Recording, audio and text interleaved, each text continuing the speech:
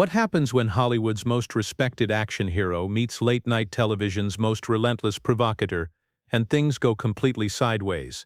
Tonight we're diving into one of the most explosive celebrity interviews ever recorded, where Harrison Ford's legendary composure finally cracked under Jimmy Kimmel's relentless questioning.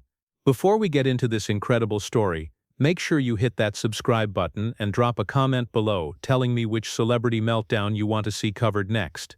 Trust me, you're going to want to stick around for every single moment of this train wreck. The Hollywood Hills were buzzing with anticipation as Harrison Ford's black sedan pulled up to the Jimmy Kimmel Live studio lot. Fresh off promoting his latest project, Ford had agreed to what was supposed to be a standard late-night appearance. The 78-year-old actor, wearing his signature casual blazer and looking every bit the movie star he'd been for decades, walked through the backstage corridors with the quiet confidence that had made him a legend. But Jimmy Kimmel had other plans. As Ford settled into the guest chair, adjusting his jacket and offering that familiar half-smile to the audience, Kimmel was already setting his trap. The host's research team had been digging, and they'd uncovered some old interviews and behind-the-scenes stories that most people had forgotten about, stories that Ford had hoped would stay buried. "Harrison Ford, everybody," Kimmel announced to thunderous applause. "Thanks for being here, man. I have to say, you look great for someone who's been dodging death on movie sets for 40 years. Ford chuckled, settling back in his chair. "Well, Jimmy, when you love what you do, it doesn't feel like work." Speaking of work, Kimmel's tone shifted slightly, that mischievous glint appearing in his eyes. "I was reading some old interviews from the Star Wars days, and I found something really interesting. Apparently you once told a reporter that you thought Han Solo should have died in The Empire Strikes Back because, and I quote, the character had no growth left and was becoming a burden to the story." The audience murmured, sensing the shift in energy. Ford's smile tightened almost imperceptibly. "Jimmy, that was taken out of context. I was discussing character arcs and storytelling structure with a film student. It wasn't meant to be some grand statement about the franchise." But Kimmel wasn't backing down. He leaned forward, his voice taking on that mock-serious tone he used when he was about to go for the jugular. "But here's what's fascinating to me, Harrison. You've made a career out of playing characters that you apparently don't really connect with. Han Solo, you wanted dead. Indiana Jones, you've called him repetitive in interviews. Even Rick Deckard from Blade Runner, you've said publicly that you didn't understand the character's motivations." Ford's jaw tightened. The audience was dead silent now, sensing the tension building between the two men. "Jimmy, I think you're mischaracterizing my comments. As an actor, part of your job is to constantly question and challenge the material. That doesn't mean I don't respect these roles or the fans who love them. But doesn't it, though?" Kimmel pressed, his voice getting louder. "I mean, we have decades of interviews where you seem almost embarrassed by the characters that made you famous. It's like you're ashamed of the very thing that put you on the map." Ford shifted in his chair, his hands gripping the armrests. "Jimmy, I think we should probably move on to talking about my current project." "Oh, we'll get to that," Kimmel said with a wave of his hand. "But I'm really curious about this pattern, because it's not just the characters, is it? I found this interview from 1997 where you called the whole blockbuster system a quote-unquote machine that churns out mediocrity for the masses." The color was starting to drain from Ford's face. This wasn't the friendly chat he'd been promised by his publicist. That quote was about the industry in general, not about any specific films or the people who work on them. "Right, but you worked on those films, Harrison. You were part of that machine. So when you call it mediocrity for the masses, aren't you essentially calling your own work mediocrity?"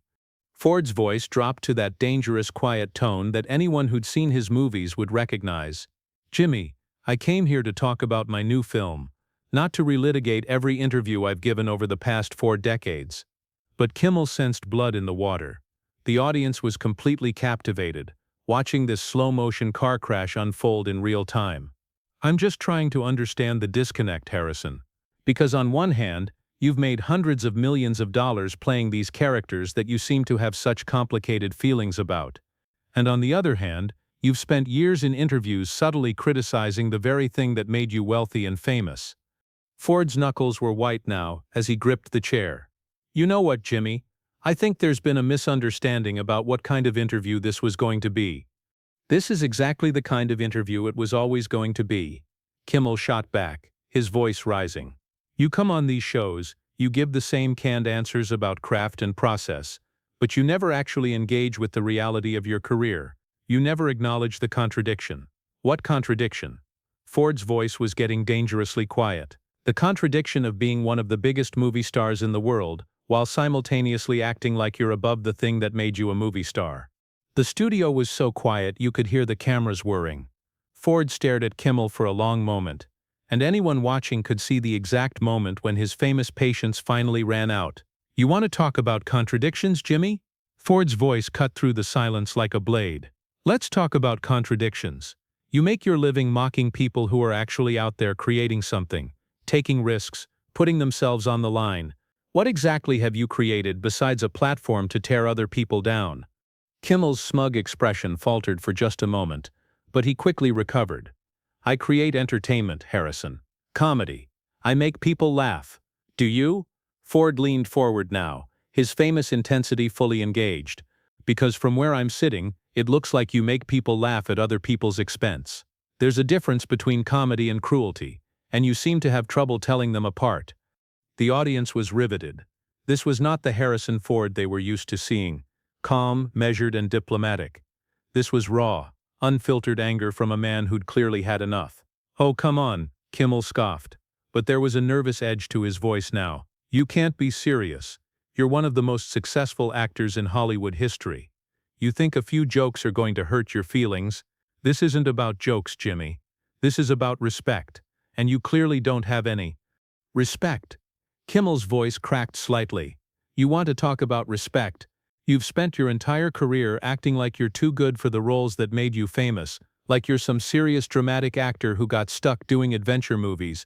Meanwhile, millions of people around the world love those characters, and you treat them like they're beneath you. Ford's eyes were blazing now. I have never ever treated the fans with anything but gratitude and respect. But there's a difference between respecting the fans and pretending that every creative decision was perfect, that every script was Shakespeare, that every movie was a masterpiece. But that's exactly my point, Kimmel pressed, his voice getting shrill. You can't have it both ways.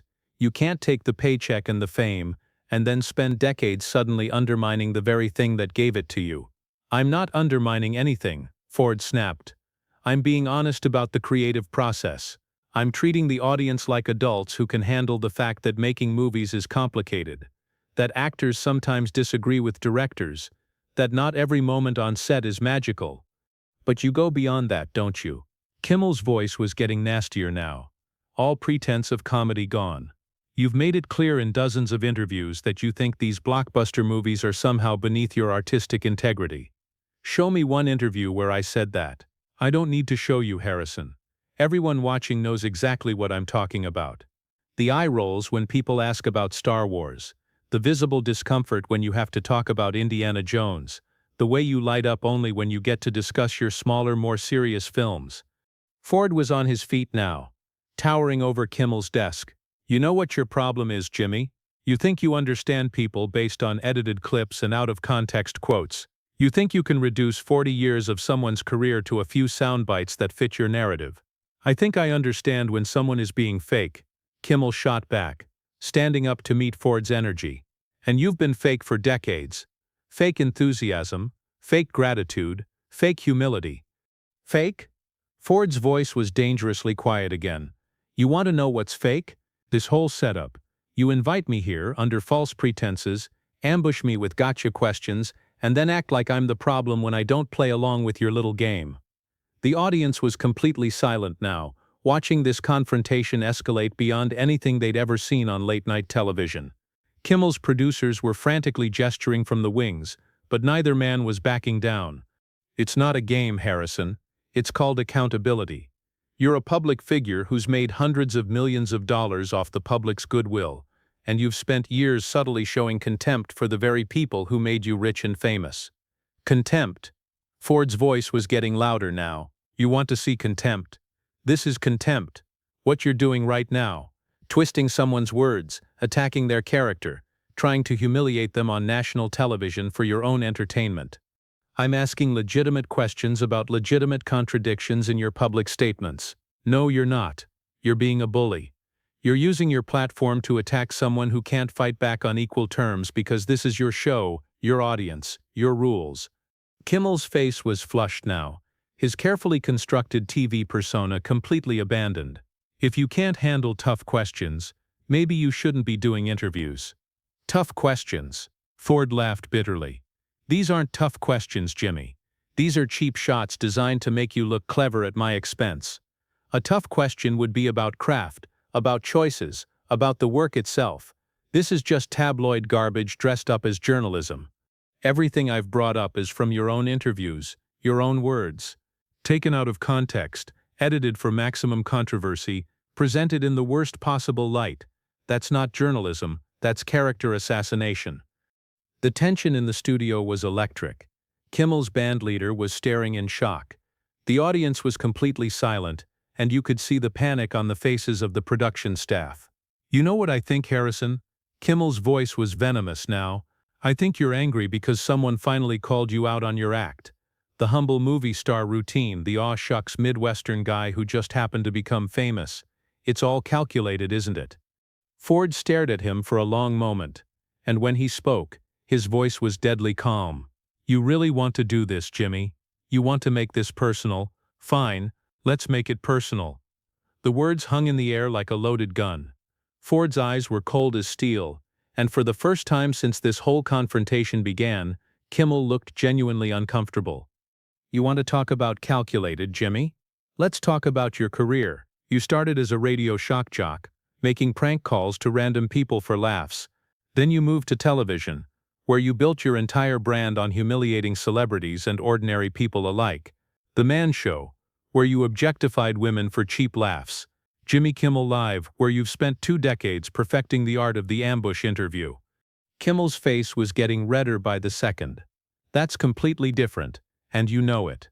Is it? Because from where I'm standing it looks like you've made a fortune being cruel to people who can't fight back.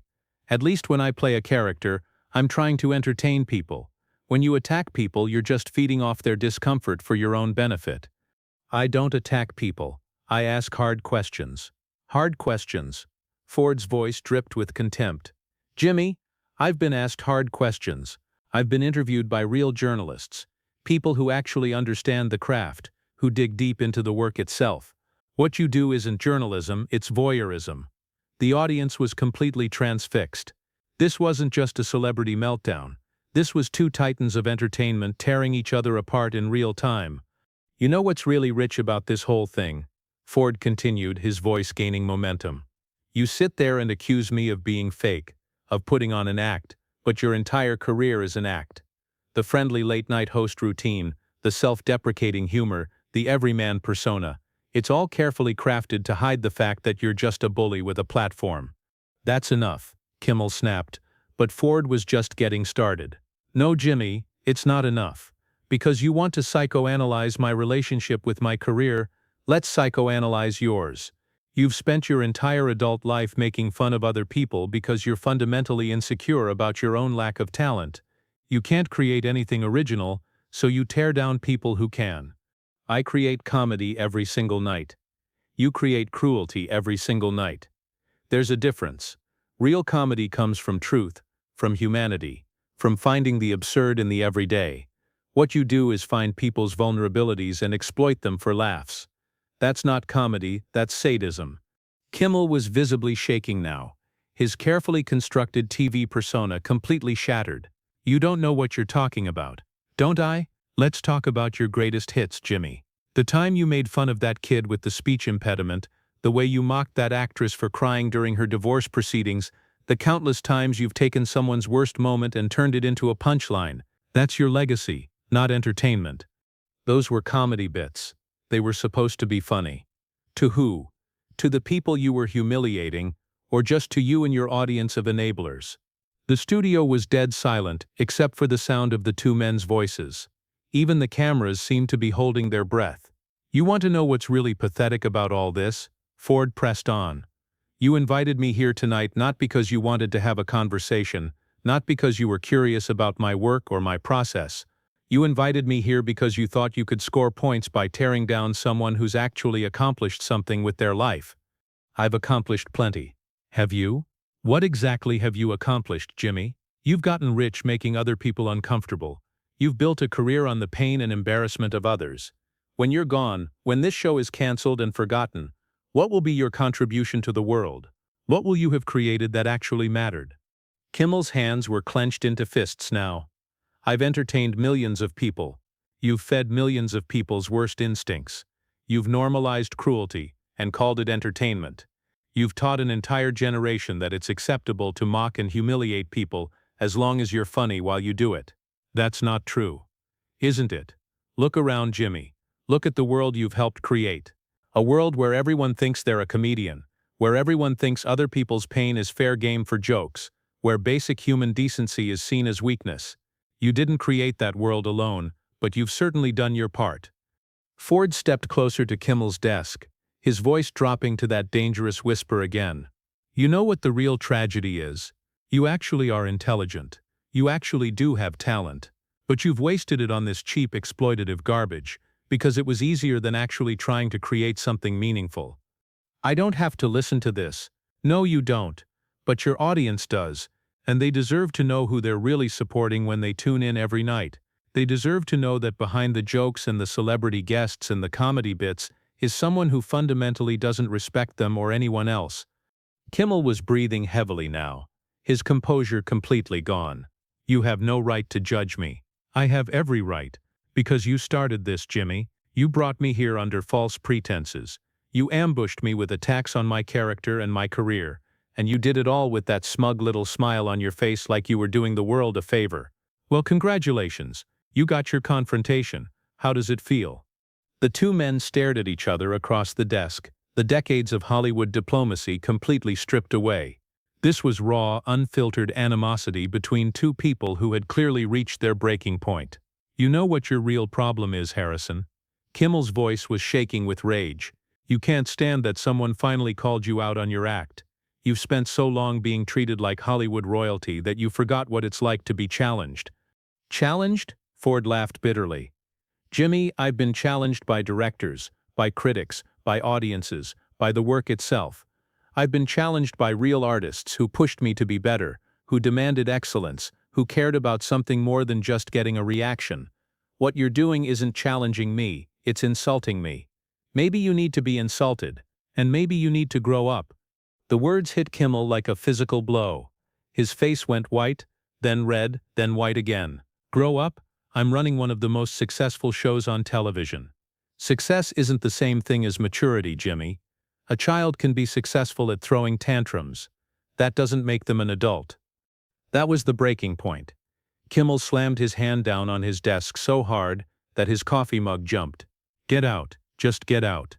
Ford stared at him for a long moment, then slowly straightened his jacket. You know what, Jimmy? I think I will. He turned to the stunned audience, his voice calm and dignified despite everything that had just happened. Ladies and gentlemen, I apologize that you had to witness this. You came here expecting entertainment, and instead, you got to see what happens when someone mistakes cruelty for comedy. Then he turned back to Kimmel one last time.